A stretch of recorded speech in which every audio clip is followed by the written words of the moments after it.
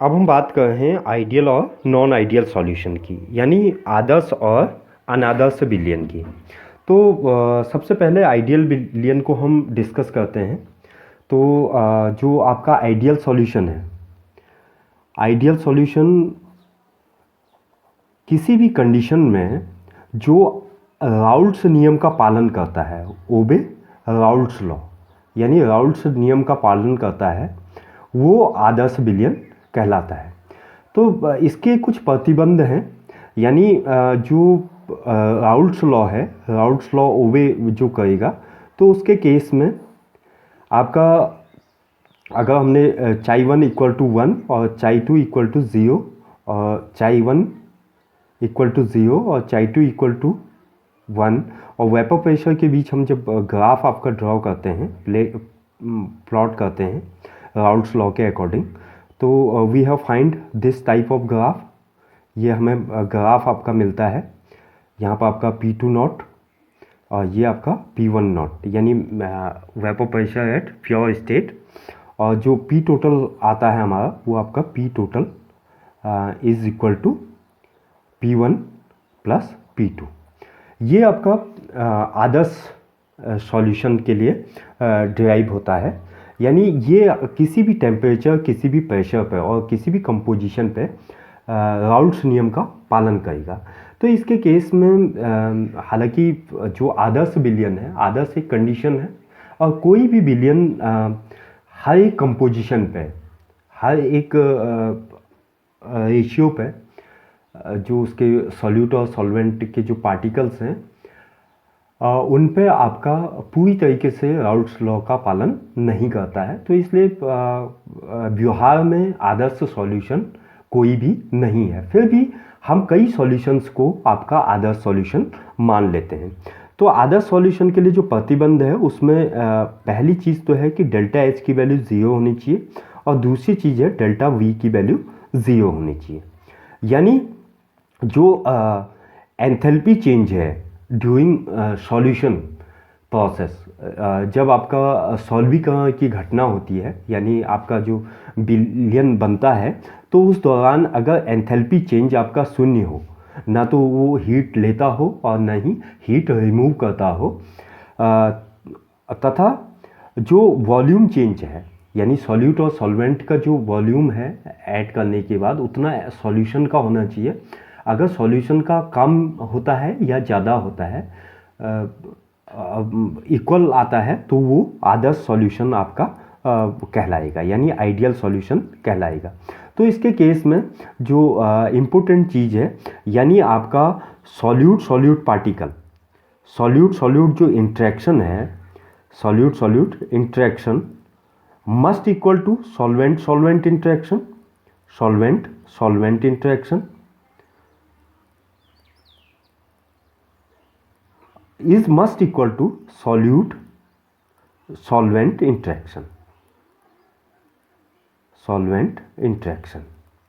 यानी जो मॉलिक्यूल के बीच में जो आकर्षण है या इंट्रैक्शन जो होता है उनके बीच, अन्योन्यक्रिया जो होती है, वो सॉल्यूट सॉल्यूट के मध्य होने वाली, सॉल्यूट सॉल्यूट पार्टिकल के मध्य होने वाली अन्योन्यक्रिया, सॉल्वेंट सॉल्वेंट के मध्य होने वाली अन्योन्यक्रिया आपका सॉल्यूट सॉल्वेंट के मध्य होने वाली अन्योन्यक्रिया के इक्वल होनी चाहिए। जैसे हमने माना कि सॉल्यूट आपका ए था, तो ए के बीच में जो इंटरेक्शन है वो आपका बी के इंटरेक्शन के बीच के इक्वल होना चाहिए, और वो आपका ए बी जो आपका आफ्टर सॉल्यूशन के बाद आपका इंटरेक्शन होगा, उनके इंटरेक्शन के इक्वल होना चाहिए। अगर इनको आपका कोई भी सॉल्यूट सॉल्वेंट, विलेय या विलायक आपका इन प्रतिबंधों का पालन करते हैं, तो वो बिलियन आपका आइडियल बिलियन कहलाता है।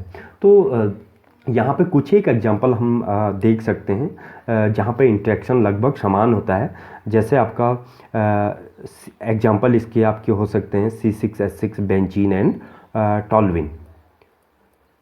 इनके बीच लगभग जो इंटरेक्शन है वो लगभग आपका समान होता है, पूरी तरह समान तो नहीं कह सकते हैं, लेकिन लगभग समान होता है। तो इसको आदर्श बिलियन हम मान लेते हैं। या आपका मेथेनॉल और एथेनॉल के बीच इनको आपका आदर्श बिलियन माना जाता है।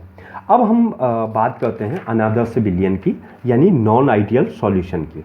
नॉन आइडियल सॉल्यूशन, यानी जो आपका राउल्ट्स के नियमों का पालन ना करता हो, ऐसा विलयन जो राउल्ट्स के नियमों का पालन नहीं करता हो, यानी इन प्रतिबंधों को पूरा नहीं करता हो, वो नॉन आइडियल सॉल्यूशन कहलाता है। नॉन आइडियल सॉल्यूशन दो प्रकार के होते हैं। एक शो करते हैं आपका पॉजिटिव डेविएशन, और दूसरे जो शो करते हैं वो निगेटिव डेविएशन। यानी राउल्ट लॉ से कुछ सॉल्यूशन आपका धनात्मक विचलन शो करते हैं और कुछ आपका ऋणात्मक विचलन शो करते हैं। तो यहाँ पर अगर आप इसको ग्राफिकली आप दिखाना चाहें तो जो पॉजिटिव डेविएशन शो करता है उसका जो कर्व हमें प्राप्त होता है वो इस टाइप से आपका प्राप्त होता है, और निगेटिव डेविएशन का आपका यहाँ पर हम कंसीडर करते हैं। तो सबसे पहले हम पॉजिटिव डेविएशन की बात करें तो हमारी जो आइडियल सिचुएशन थी, आइडियल कंडीशन थी, वो हमारा प्लॉट इस टाइप का था, इस टाइप का आपका प्लॉट था। यहाँ पर आपका chi1 equal to 1, chi2 equal to 0 and here chi2 equal to 1 and chi1 equal to 0।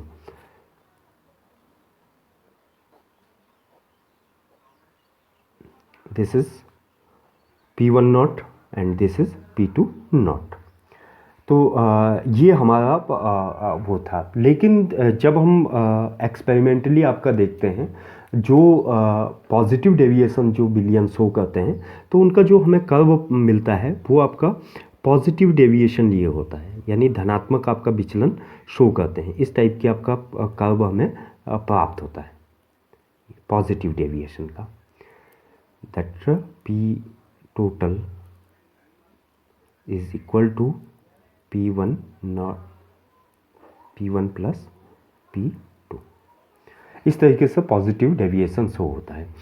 जबकि हम जब निगेटिव डेविएशन की बात करते हैं तो निगेटिव डेविएशन के केस में जो हमें ग्राफ मिलते हैं वो आपका इस टाइप से मिलते हैं। ये हमने वेपर प्रेशर लिया इस डायरेक्शन में, वेपर प्रेशर, और लो आपका मोल फ्रैक्शन है P1 not, P2 not, chi1 equal to 1, chi2 equal to 0 जब ये प्योर सॉल्वेंट था, और ये आपका chi2 इक्वल टू 1 और chi1 इक्वल टू 0। यहाँ पर आपका 2 प्योर सॉल्वेंट है। तो जो निगेटिव डेविएशन है वो निगेटिव डेविएशन हमें इस तरीके से प्राप्त होता है। ये आपका कुछ निगेटिव राउल्ट्स नियम से आपका निगेटिव यानी ऋणात्मक आपका विचलन प्रदर्शित करता है। P total is equal to P1 plus P2। अब यहाँ पे कंडीशन हम ये मानते हैं कि दोनों ही को हम अलग अलग उसमें आपका डिस्कस करते हुए चल रहे हैं। तो सबसे पहली चीज़ जो पॉजिटिव डेविएशन है वहाँ पे डेल्टा H आपका पॉजिटिव होगी और डेल्टा V भी आपका पॉजिटिव होगा, और इसके केस में जो आपका डेल्टा H की वैल्यू होगी वो आपका निगेटिव होगी और डेल्टा V की वैल्यू भी आपकी निगेटिव आएगी। तो डेल्टा H पॉजिटिव कब होता है और डेल्टा V पॉजिटिव कब होता है? तो delta H positive means that is endothermic reaction, endothermic, और डेल्टा V पॉजिटिव का मतलब और जो वॉल्यूम है सॉल्यूट सॉल्यूशन का, वो सॉल्यूट सॉल्वेंट का, उसका जो सॉल्यूशन का जो वॉल्यूम है दैट इज इंक्रीजेज। जो आपका volume of solution, volume of solution is greater than volume of solute plus volume of solvent, volume of solvent। इसका मतलब वॉल्यूम जो सॉल्यूशन का है वो तब बढ़ेगा जबकि सॉल्यूट सॉल्वेंट के बीच का जो इंटरेक्शन है वो कम हो जाए। तो यहाँ पे जो अगर हमने AA आपका सॉल्वेंट लिया है, AA एंड BB का जो इंटरेक्शन है, यानी सॉल्यूट सॉल्वेंट का सॉल्यूट और सॉल्वेंट का जो इंटरेक्शन है वो आपका अन्योन्य क्रिया है, यानी आकर्षण बल जो है that is greater than A B interaction, यानी सॉल्यूएंट सॉल्यूट के इंट्रैक्शन के आपके से अधिक होता है। तो उस केस में आकर्षण बल आपका कम होने की वजह से ईजिली आपका विलयन आपका नहीं बन पाएगा। तो ईजिली आपका विलयन नहीं बनने से जो वॉल्यूम है वो इन्हांस हो जाएगा और अधिक एनर्जी की हमें आवश्यकता होगी, यानी जो प्रोसेस होगी वो एंडोथर्मिक होगी।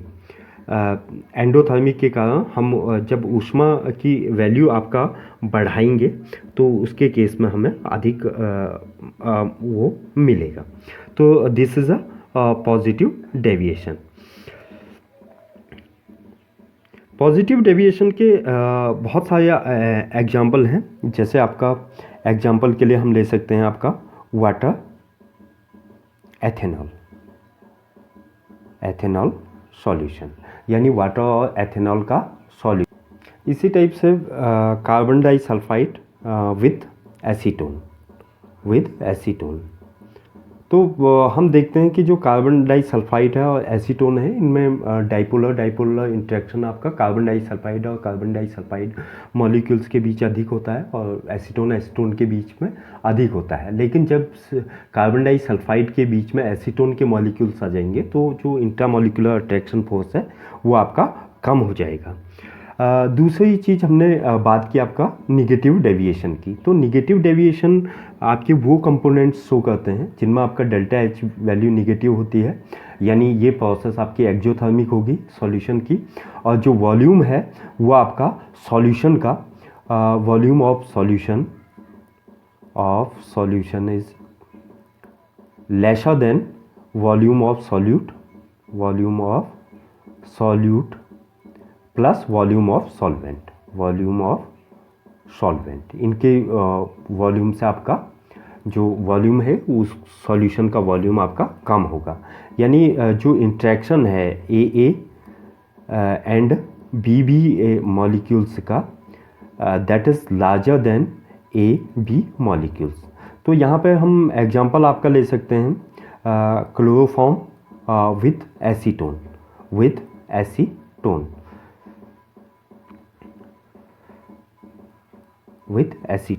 तो इसके केस में हम देखते हैं कि जो क्लोरोफॉर्म के बीच है वहाँ पे हाइड्रोजन बॉन्डिंग अच्छी कम है, एसीटोन के बीच हाइड्रोजन बॉन्डिंग कम है।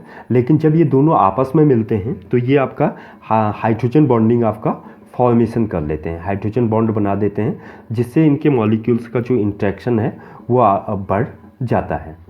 ये हमने क्लोरोफॉर्म ले लिया तो इनके बीच एक हाइड्रोजन बॉन्डिंग आपकी बढ़ जाती है जिससे इंट्रैक्शन आपका बढ़ जाता है। तो ये आपका निगेटिव डेविएशन शो करते हैं। एजियोट्रॉप्स कई बिलियन खासकर जो बाइनरी जो मिक्सचर हैं, यानी जो बाइनरी आपके बिलियन है, यानी द्विअंगी जो बिलियन हैं, वो इस तरीके का मिक्सचर बनाते हैं कि जब हम उसको बॉईल करते हैं तो वो वाष्प और द्रव अवस्था में उसके जो कंपोजिशन है वो आपका सेम हो जाते हैं। तो ऐसा ताप जहाँ पे वाष्प में, वेपर फेज में, वाष्प अवस्था में और द्रव अवस्था में, दोनों में ही जो कंपोजिशन है सॉल्यूट सॉल्वेंट का वो सेम हो जाए, वाष्प अवस्था में भी वही कंपोजिशन रहे और द्रव अवस्था में भी वही कंपोजिशन रहे। तो इस तरह का जो बिलियन होता है उसको हम एजियोट्रॉपिक बिलियन कहते हैं। उस बिलियन को हम एजियोट्रॉपिक बिलियन या एजियोट्रॉपिक कंपोजिशन कहते हैं। तो एजियोट्रॉप्स आपके दो टाइप के पाए जाते हैं। एक होता है आपका मिनिमम बॉइलिंग एजियोट्रॉप्स,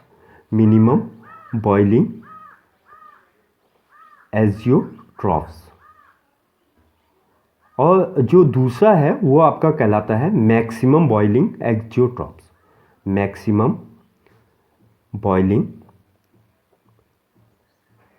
एजियोट्रॉप्स,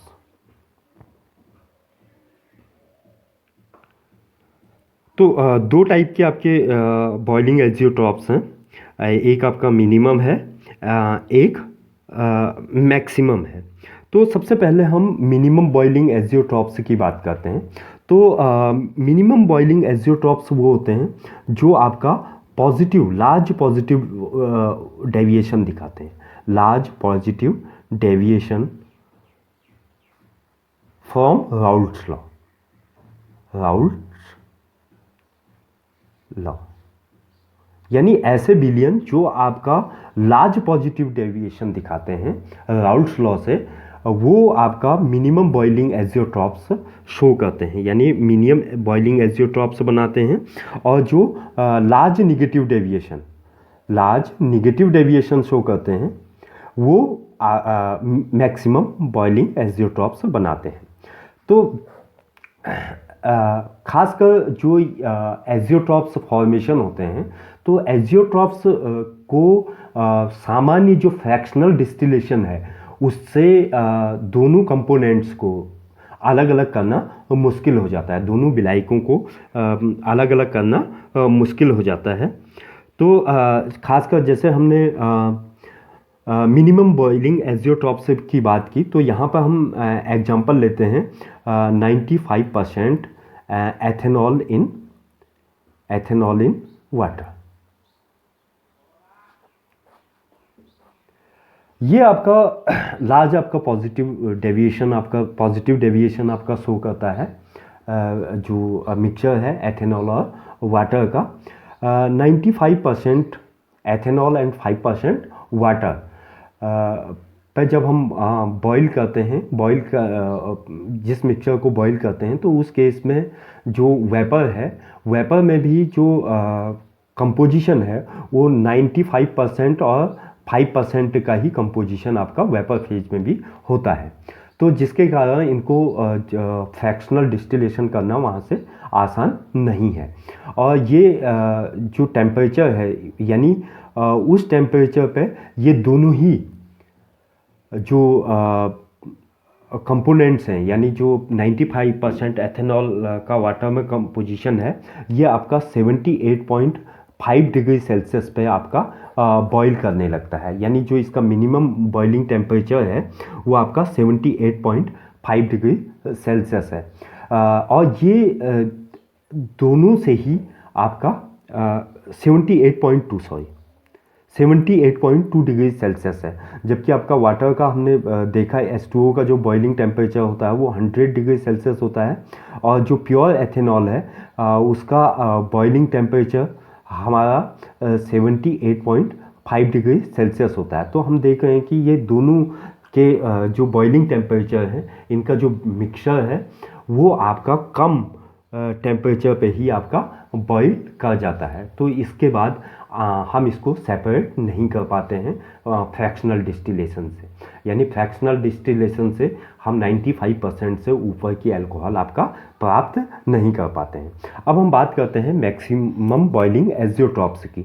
तो मैक्सिमम बॉइलिंग एजियोट्रॉप्स वो आपका सॉल्यूशन, वो आपके बिलियन दिखाते हैं, वे द्विअंगी बिलियन दिखाते हैं, बाइनरी सॉल्यूशन दिखाते हैं, जिनमें आपका लार्ज नेगेटिव डाइल्यूशन होता है। जैसे हमने एग्जांपल लिया आपका HNO3 एंड वाटर का।